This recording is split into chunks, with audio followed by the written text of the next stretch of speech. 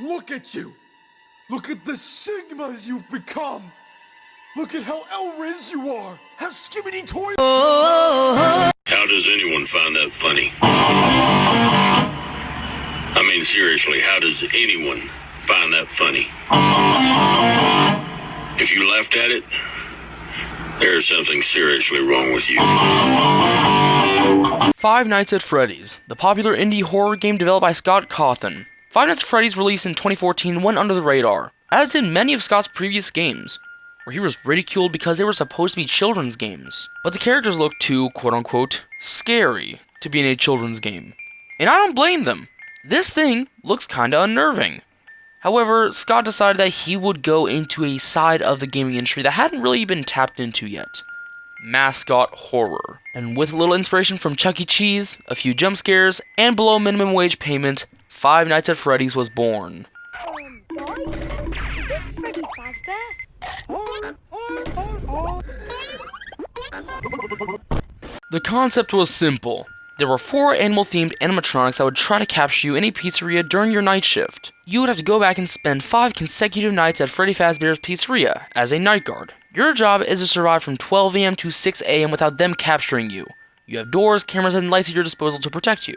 And as the nights progress, the animatronics become more hostile and active. While the game didn't gain traction at first, YouTubers brought the game to light and formed a cult following thanks to these YouTubers. Five Nights at Freddy's was also a big contribution to the popularity of certain YouTubers, and kickstarted many YouTubers' careers. Overall, it was an all-around win. Scott Cawthon found success in a game of his, the game helped start many YouTubers' careers, and it formed one of the biggest video game fan bases of all time. Oh my god! Oh, I did it! Ah! I did it! Oh god! Yes! Yes!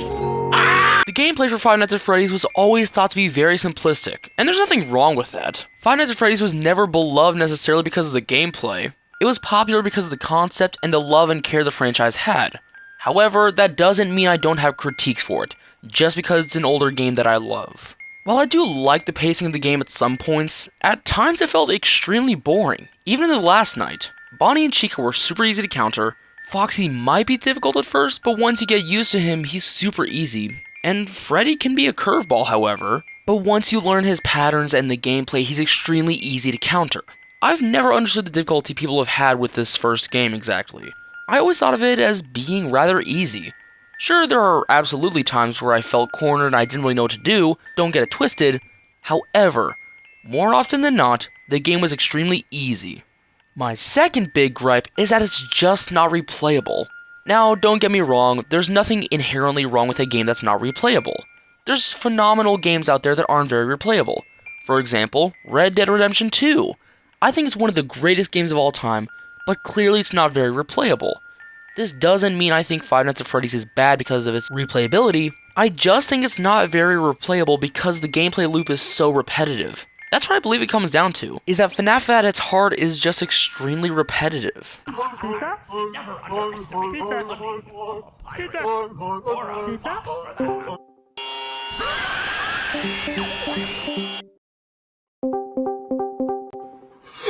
The first FNaF game didn't really have much lore, to be honest. I feel like most people oftentimes forget that. Like, yeah, in that time during the universe, a ton was going on.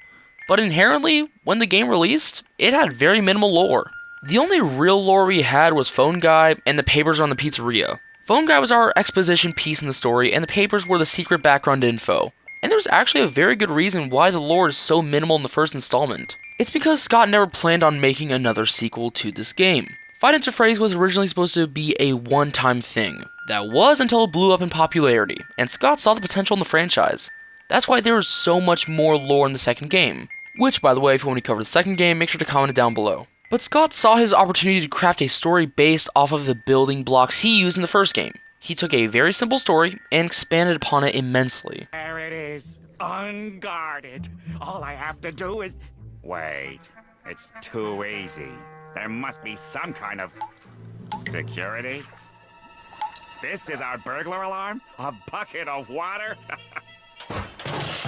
That was too easy. Hey, this isn't water. This is Gasp! After the sudden rise in popularity for FNaF, we saw many mascot horror game franchises after that. Essentially, horror games with very recognizable and marketable characters, of which is usually the antagonist, whose face and design is unique. Those are your Hello Neighbors, Benny and the Ink Machines, Poppy Playtimes, and, of course, the one franchise that can truly dethrone FNaF. Of course, I'm talking about Garden of Banban.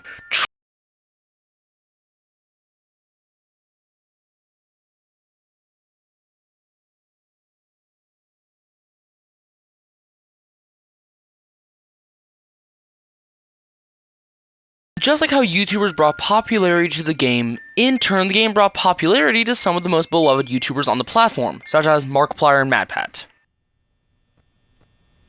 Oh my gosh, guys, I'm almost out of power.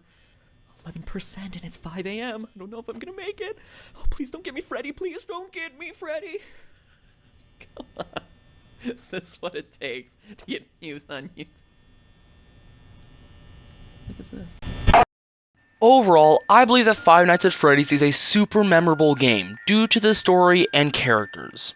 I believe, however, that the gameplay was never a main highlight necessarily. I always thought it was the weakest aspect, with the repetitive mechanics, the ease of the game, and the game not being very replayable. In the end though, looking at all of this, I would rate Five Nights at Freddy's a solid 6.5 out of 10 game.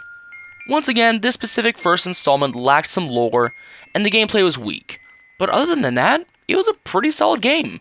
It has a lot of character, it has a huge influence for gaming, and it kickstarted a new genre for gaming. And with all that being said, thank you so much to all of the members of this channel. Your support and care for the channel truly means a lot, and as the channel grows, I hope to add new content bonus rewards for members. And if you still want to support the channel, but being a member isn't an option, then please consider liking and subscribing to the channel. But now, let's get into today's shoutout, which is none other than RyeToast. RyeToast makes primarily Five Nights at Freddy's content, of which being lore videos, theories, and summaries of some more lesser-known FNaF content. He also uploads consistently and makes some really well-edited and some really intriguing videos with original and unique ideas. So please check him out. Link will be in the description. Thank you all so much for watching. If you don't know, the channel actually just turned 1 year old today. Because last year on October 17th I uploaded my first video, and it was actually a FNaF video. So I kinda did a review of Five Nights at Freddy's to kinda pay homage. But next year, expect to see a Five Nights at Freddy's 2 review. But anyways, thank you all so much for watching, and as always, have a lovely night.